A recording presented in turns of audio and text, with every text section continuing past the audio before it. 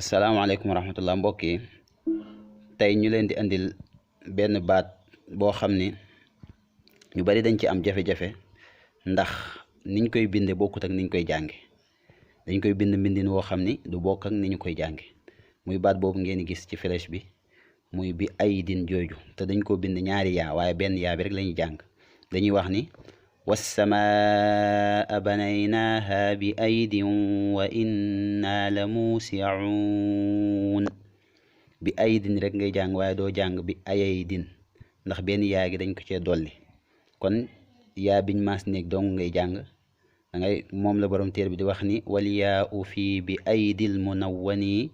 wa afa in itaa idil qurba uni dafa bokk ci araf yi nga xam ne dañ koy dolli te kenn du ko jàngaale am nañu wax ci boroom xam-xame ni yaa bu mujj bi moom lañ ci dolli